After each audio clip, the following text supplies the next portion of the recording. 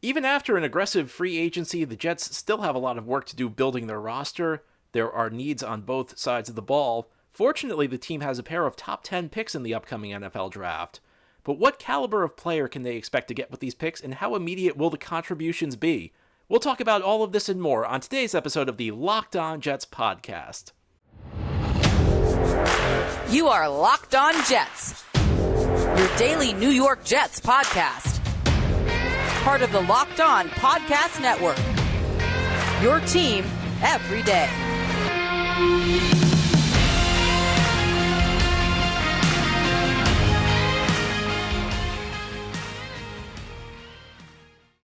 Welcome. This is the Locked On Jets podcast, part of the Locked On Podcast Network, your team every day. And it is Thursday, April 7th, 2022. I'm your host, John B. from GangreneNation.com. Thanking you for making this show your first listen or your first watch every day, as we are free and available on all platforms, including YouTube. If you like what you see or hear, hit that subscribe button and you'll never miss an episode. And if you're watching on YouTube, please give this episode a big thumbs up. It helps the channel out, and it helps other Jets fans find Locked On Jets. Well, of course, all attention is now on the 2022 NFL Draft, which begins 3 weeks from today. That's when the Jets will be on the clock. They have a pair of top 10 picks. They have pick number 4, which is their own, the result of a 4-13 season in 2021. And they also have pick number 10, which originally belonged to the Seattle Seahawks. Seattle had a difficult 2021 season. Of course, back in 2020, they traded that pick to the Jets for Jamal Adams. And the Jets now have a pair of top 10 picks. And of course, as you know, the Jets have plenty of needs on this roster. There is a lack of talent even after an aggressive free agency period. So the Jets are probably going to count on these picks to contribute immediately. But should they? And I think there are questions. How good are these players going to be that they'll pick at 4 and 10? And on today's show, I'm going to try and answer that question. And what we're going to do is we're going to take a look at recent players who were drafted 4th overall and recent players who were drafted 10th overall to give you a good idea of what the odds are of the Jets making a successful selection, what the odds are of these players being great players, how immediately they can contribute. So let's begin. We'll begin with the 4th overall pick. And I decided to go back 10 years. Let's take a look at the last 10 years worth of players who were picked 4th overall. That would begin back in 2012 with Matt Kalil, a tackle the Minnesota Vikings selected. Brother of Ryan Kalil, a former Jet. Matt Kalil was drafted by Minnesota back in 2012, 4th overall. A year later, the Philadelphia Eagles drafted Lane Johnson, 4th overall, another tackle. A year after that, 2014, Buffalo traded up for Sammy Watkins, a wide receiver. The next season, the Raiders drafted Amari Cooper, 4th overall. In 2016, it was Ezekiel Elliott, a running back drafted by Dallas. Another running back went 4th overall in 2017, Leonard Fournette. In 2018, the Browns took Denzel Ward. It was their second first-round pick that year. They had 2 top 4 picks. It was one selection after the Jets, of course, drafted Sam Darnold. In 2019, 1 pick after the Jets selected Quinnen Williams, the Raiders shocked everybody by drafting Clelin Ferrell. In 2020, the Giants drafted Andrew Thomas 4th overall, and then last year, the Atlanta Falcons drafted Kyle Pitts 4th overall. So what are some of our takeaways from these players?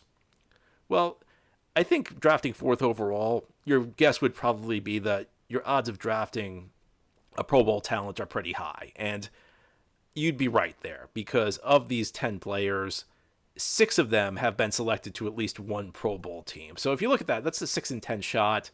And that doesn't include guys like Andrew Thomas, who are still relatively early in their careers and have a shot to be pretty good. But you also have to consider that 6 in 10 is probably lower than the expectation is, because I get the feeling when you talk to NFL fans, they just assume if you have a top 10 pick, it's a slam dunk. You're going to get a great player. 6 in 10 means that you've got a very good shot. Again, it's a little bit above 50%, so it's better than a 1 in 2 shot if you're looking at the last 10 years. But it's not quite as good as you'd expect. It's a 40% chance that you're not going to get a Pro Bowl player. And I think that's one of the mistakes people make when you talk about these early picks, is they assume that these picks are more valuable than they really are. And listen, I don't mean to diminish the value of a draft pick. Anybody who's ever listened to my podcast or read my writings knows that I really believe in the NFL. The only path to victory is drafting successfully. In other sports, you can actually get away with not drafting successfully. There are other ways to build your roster in, say, the NBA or baseball.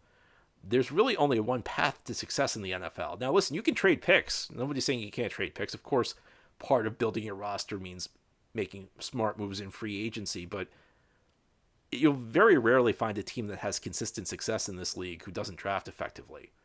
And people point to the Rams. They talk about all the first-round picks they've traded. Check out how the Rams have done recently in picks after the first round. They've been a very successful drafting team. So you have to be able to draft successfully. But drafting successfully is not easy. And even at 4th overall, listen, if I told you tomorrow you got a 60% chance of grabbing a Pro Bowler, I think you'd probably take it. Those are pretty good odds. They're just not like the slam dunk. People, I think, have this idea that it's like a 90% chance. It's not, and you have to account for that. So that's something to consider. And if you look through this, there are some players here who have been kind of disappointing in the NFL. And here's another interesting reality here. The Jets are also going to look for immediate impact from their 4th overall pick.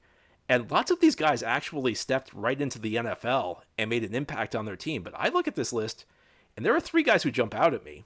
One is Sammy Watkins, one is Matt Khalil, and one is Leonard Fournette. And why did these guys jump out to me? These were all players who had pretty successful rookie seasons. Statistically, Matt Khalil was elected to a Pro Bowl. That was his Pro Bowl. He was one of the 6 who's made a Pro Bowl in his career. Sammy Watkins had a successful season. Leonard Fournette was the lead back on a Jaguars team that really should have gone to the Super Bowl. They had New England beaten in the AFC Championship game, and they kind of let the Patriots off the hook. So these were guys who were very successful as rookies, but in many ways they kind of peaked as rookies. Or Sammy Watkins had a very good second season, but these guys never really grew after very promising rookie seasons. Or maybe they had another good season. Fournette had another 1,000-yard season and has kind of reinvented himself in Tampa Bay as a good role player. But Fournette was drafted to be like the top back in the league. He was drafted, I guess, to be like Ezekiel Elliott, who was selected 4th overall a year before him. And he never really reached that potential. And that's another thing to consider. We're not just looking at first-year results. And I always warn people that you should never have great expectations for a rookie because rookies don't produce in this league typically. It's a little bit different at the top of the draft because you're picking the very best players. And there are always exceptions to the rule. There are always rookies who are effective players. And the odds are better for you at the top of the draft that you're going to find one of them because these exceptional rookies are all at your disposal when you're picking as high as 4th overall. But it's not just how you perform in your first year, because there are players who peak in year 1 or year 2 in this league. And I think if you want a successful draft pick, you have to have a guy who's giving your team production into year 3 and year 4. Now, in an ideal world, you have a guy who's producing for you 10 to a dozen years or so. But I don't think if you just peak as a rookie that you're necessarily that successful of a draft pick. I think you want guys who are going to continue to produce through the duration of their rookie contracts and hopefully get a second contract with your team. Now, it gets a little bit more complex once we get deeper into a player's career because, quite frankly, for most players, the majority of their value is provided on their rookie contracts because those are artificially low. You're essentially paying a rookie contract a fraction of what a great player gets at a position, and that's part of the reason the draft is so important, is that you have a chance to get great play at a great discount. But it certainly helps to have great players on your team and be able to have them through their second and third contracts because, as you know, in the NFL, there are always exceptions, but most of the great players, the truly great players, don't hit the open market. And if they do, there's usually some string attached to them, like maybe they're coming off a serious injury. The game changers don't hit the market. It's not like the NBA. In the NBA, LeBron's hitting free agency every couple of years. Durant's changing teams a couple of times. Kawhi Leonard off a Finals MVP award with Toronto changes teams. Those guys don't hit the market in the NFL. Patrick Mahomes is not hitting the market. That's like a franchise-changing talent in the NFL. You don't see Patrick Mahomes hit free agency the way you see LeBron hit free agency. That's just the nature of the NFL. So you have to be able to draft great players, and those great players you're hoping you're on your team for contract 2 and contract 3. And it's interesting here because I think a lot of people are looking for immediate contributions from these rookies the Jets draft, and with good reason. The Jets have plenty of holes, and again, if you're going to get contributions from a rookie, probably going to be drafted high, pick 4 along those lines. But it's important to remember that the rookie contribution alone is not all that matters. So that's where you're at pick 4. And your odds are actually pretty good there. It's not horrible. It's not quite as good as people make them out to be. Although I will say this, you look at all pro teams, only 2 guys made it first team AP all pro team. It was Lane Johnson once at right tackle with the Eagles and Ezekiel Elliott with Dallas. So despite the relative success, you don't even really have a recent track record of guys being the absolute best at their position as high as 4 overall, which may surprise you. But still, I think there's reason to be optimistic with this pick, although maybe some people are a little bit too optimistic. How far do things fall off with pick 10? I think we'll all assume that pick 10 is not going to be as successful as pick 4, but how much is the drop-off? We're going to explore that ahead here on this Thursday episode of Locked On Jets. Of course, it is the NFL off-season, but baseball's opening day is here. The Masters Championship is this weekend as well. College basketball just completed the Final Four on Monday night. And you should know, for all sports, BetOnline is your #1 source for all of your betting needs and sports info. Find all of the latest sporting developments, including that Masters Championship I was talking about, odds, podcasts, and reviews for all the different leagues this season. BetOnline is your continued source for all of your sports wagering information, including live betting, esports, and scores.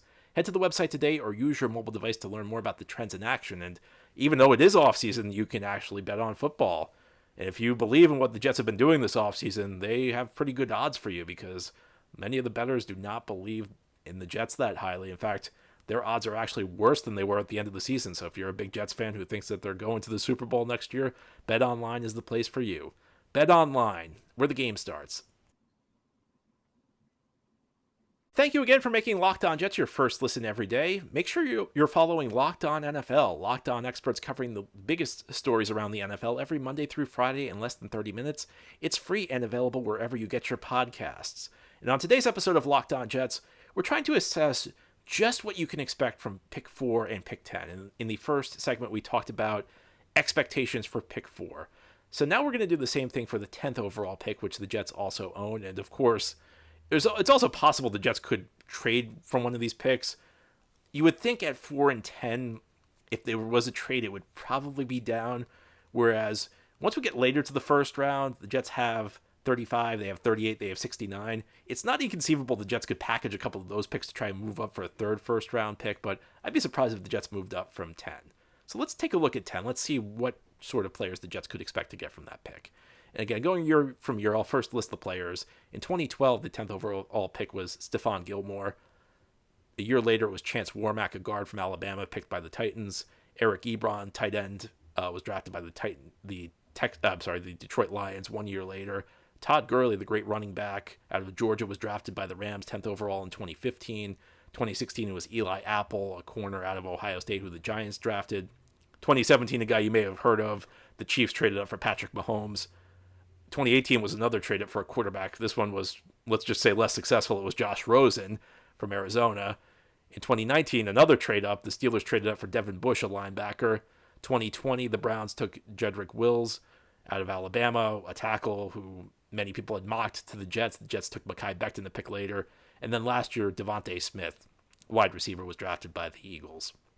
Now, you look at this, you do see elite level talents. I mean, you got Mahomes, who maybe the best quarterback in the NFL, and I don't even think there's a dispute. Top 3 quarterback in the NFL right now.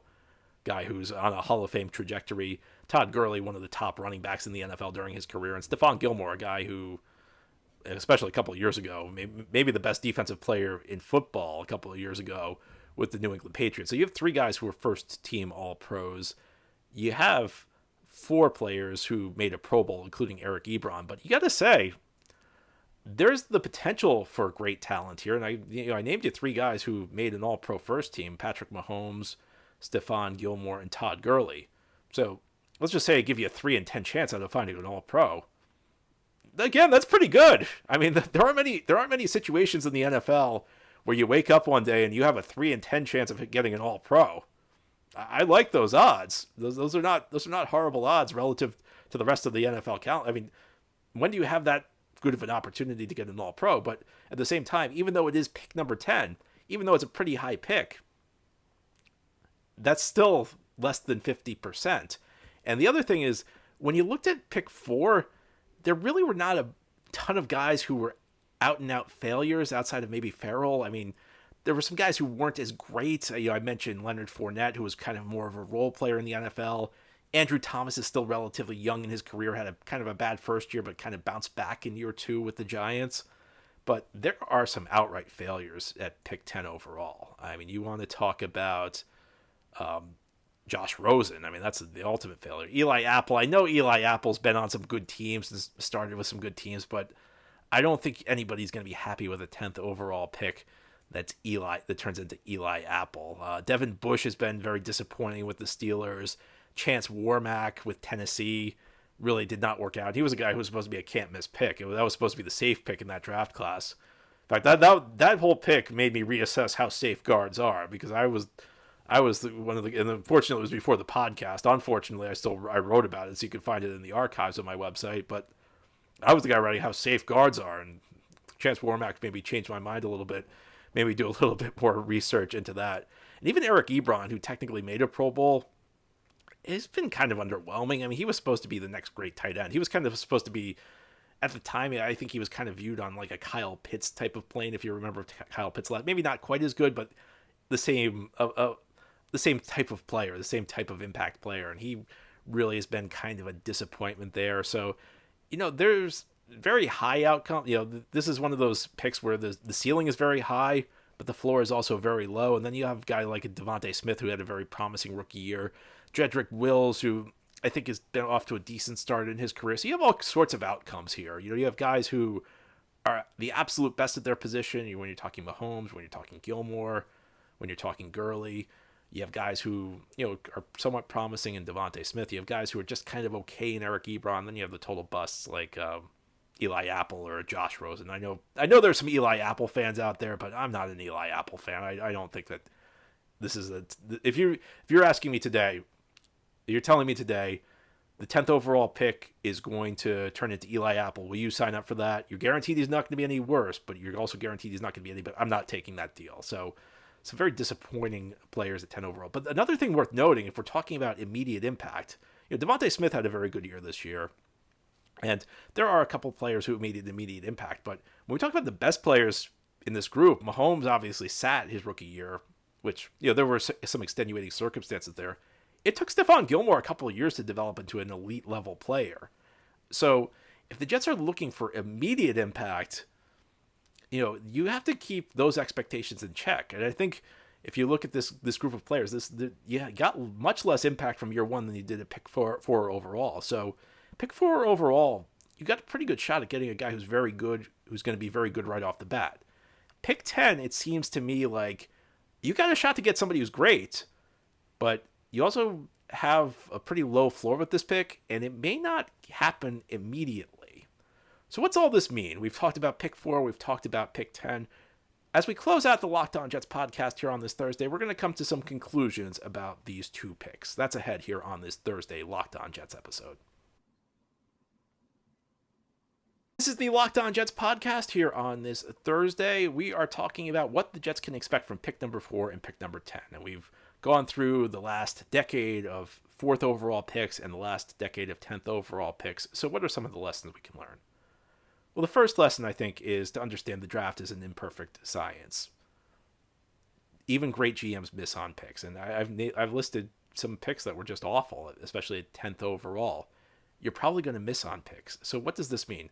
Well, first of all, I think there's an expectation the Jets are guaranteed, it's a virtual guarantee the Jets are going to get 2 starters out of this draft in the first 2 picks. It's possible. I'm not saying it's impossible. In fact, pick 4, pick 10 probably give you better odds than almost any other team could have the right to have entering a draft. When you have 2 top 10 picks, you do have a legitimate chance. But I think sometimes we look at situations and we assume that the best case scenario is going to play out. And sometimes that doesn't happen. And the draft's a very inexact science. There are misses on these picks. And even some of these misses may be like kind of soft misses. like I mentioned, with maybe a Leonard Fournette, who's still a decent player, but not a guy who was really worth the 4th overall pick. So it may be a case where you're getting a guy who's okay, but not a guy who's necessarily going to make the type of impact you're looking for. And again, you increase your odds by having 2 shots at this. When you have 4 and 10, I mean, I think it's pretty reasonable to expect that one of these guys is going to turn out to be really good. I think it's reasonable to expect one of these guys. And you hope 2 of these guys. And it's not completely out of the realm of possibility that you can hit on both of these picks. And if they do this could really turbocharge this rebuild. And this Jets roster, which, quite frankly, looks like it needs a lot of help. I think sometimes we underestimate just how much adding 1 or 2 impact players, how much of a difference that can make. That can really help you jumpstart things quicker than you'd expect. So that's something. So these are important things to consider, but it's also important to not over-expect. And I mentioned these, especially at pick 10. It doesn't have a great history of guys providing immediate impact. And I think we have this perception that you're going to get somebody who's great. And I think like there are 2 things that are wrong that are the common perception in the first round of the NFL draft. The first is that you're absolutely guaranteed to get an immediate impact guy if you draft early. And the other perception that I think is flawed is that in the later part of the first round, you don't really, you can't really expect you see this every year, especially near the end of the season when the team's out of the race. Fans are upset when their team wins because they think it's going to drop them out of the range. They'll be too low to get a good player. You can get very good players in the later stages of the first round of the NFL draft. It's not like the NBA. In the NBA, once you get to like pick 10 or so, you're pretty much just kind of throwing darts. The dart throwing portion of the NFL draft doesn't really begin until like round 3, round 4. So you can still get a really good player later on in the first round. And that could be an incentive to perhaps to trade down from one of these picks, especially given how imperfect drafting is. But I think ultimately, if you went into this feeling very optimistic about these picks or feeling very pessimistic about these picks, the truth probably lies somewhere in the middle, where the Jets are going to have a really good chance to improve their team. But if your expectation is that they're going to get 2 superstar level players who are immediately going to transform everything, it's possible, but it's by no means guaranteed, and it's by no means more likely than not. I mean, the most likely scenario, I think, is the Jets probably get 1 really good player out of these 2 picks, and that maybe that guy contributes a bit in year 1, but I think you're kind of setting the expectation for the outlier if you think the Jets are going to hit on both of these picks and they're both going to be great. Outliers do happen, though, so we can all hope for that.